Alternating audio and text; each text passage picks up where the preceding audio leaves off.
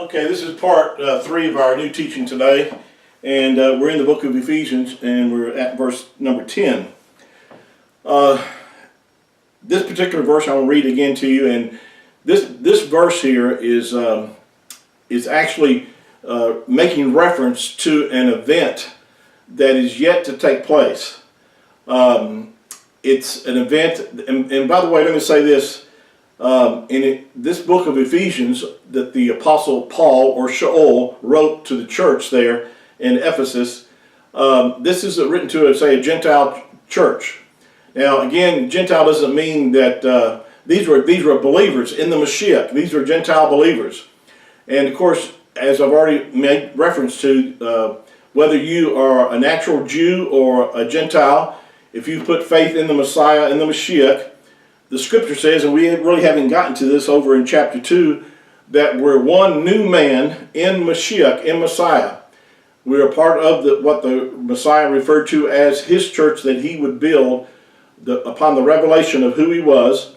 And so I want to make sure that you understand who this letter was written to and about. So you'll see that this is a future event that's going to take place. And it is a reference to the rapture of believers. When I use the word rapture, I know that's not in the English translation, but the English translates that word as caught up. So if you're more comfortable with the word caught up, then that's the word that I could use or use.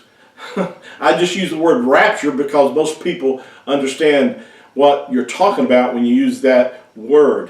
And so, even though the word is not in our English translations, it is, the event itself is very well described in the scriptures, not only in 1 Thessalonians chapter 4, but also in 1 Corinthians chapter 15, verse 50, 51, and 52, and also in many other scriptures. Even in the Gospel of John chapter 14, the Mashiach made reference to this.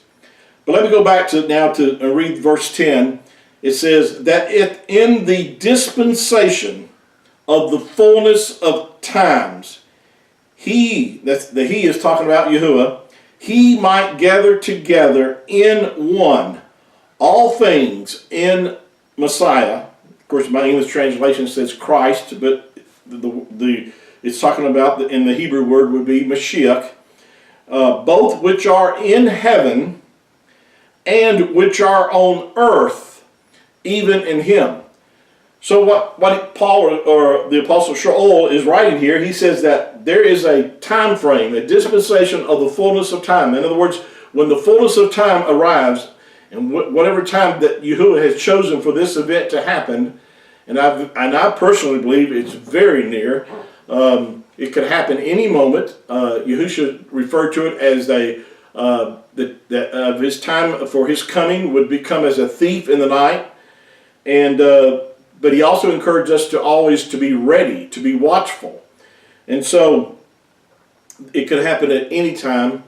But I believe that the events that are described in the future event of the tribulation, or really the more accurate term would be Daniel's 70th week, this 7-year time frame referred to in a lot of people as the tribulation, but like I said, to be more accurate, it's really Daniel's 70th week, or Jacob's trouble, Jacob's trouble, or Israel's trouble. Jacob's name was changed to Israel. So, but it's talking about the nation of Yasharel, that the 7-year time frame, not only for them, but also for Yahuwah's wrath being poured out upon the unbelievers. It's a time that the unbelievers also will be removed from the earth. But it's setting the stage for the millennial 1,000-year reign of the Mashiach, where he is going to reign and rule from Jerusalem. And this is a promise that he will fulfill with the nation of Yasharel. That like I said, there's promises to the natural seed of Abraham, and to the Yahudim, to the Jewish believers, or Jewish nation itself. That's a better way to put it. That there's certain things that he's going to fulfill to them. Now, going back to this verse here, that it says that Yahuwah might, at the dispensation of the fullness of time, might gather together. Gather together. The scripture says over in 1 Thessalonians, the Apostle Paul wrote that that the dead in Mashiach would rise first, and then we which are alive and remain shall be caught up together. Notice the word here again, together with them in the air, not on the earth. We're going to meet Yahusha, the Messiah, in the air. This is, again, a different event as opposed to the second coming of Yahusha, where the scripture says in the book of Revelation, chapter 19, that we're coming back with him at his second coming. But the event that's being spoken of here is being made reference to of the rapture of the church. Now, the reason that this happens, of course, it says that Yahuwah might gather together the dead, because the ones that are in heaven are those that have died before us since the day of Shavuot or Pentecost in Acts chapter 2 when the church began. And by the way, this is just church believers. This is just members of the church or the body of Mashiach. This is not referenced now. The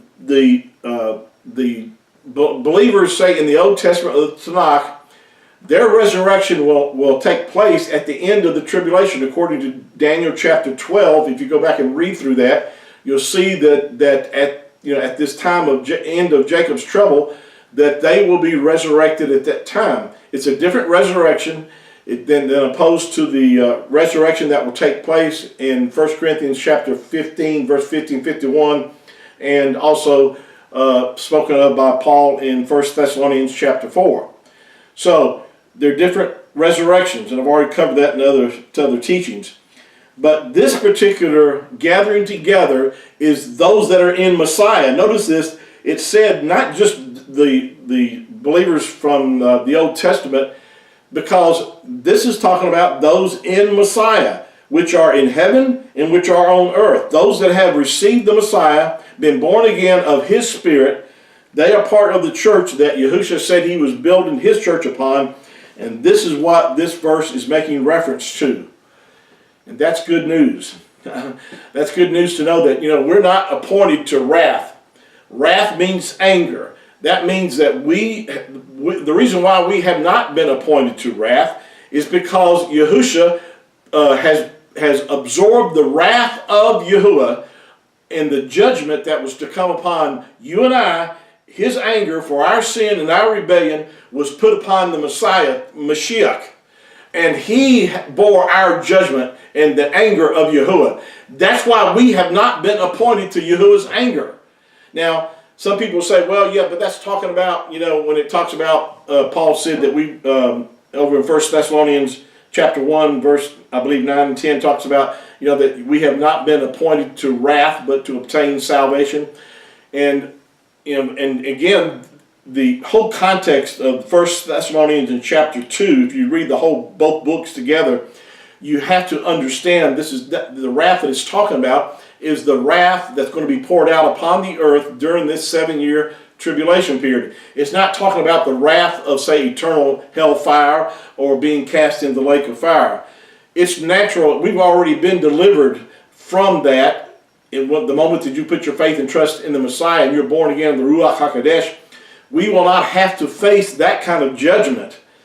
But again, we're talking about the anger, the wrath of Yahuwah being poured out upon the earth, and the purpose of that is because not only to bring Yasharel to a point of recognizing who their Mashiach is, and for them to call upon him, but it's also for the purpose of removing the sinners off the earth, and it's also for the judgments of Yahuwah to come upon those on the earth, his anger being released because of their rebellion of not recognizing the Messiah and turning to him for their salvation.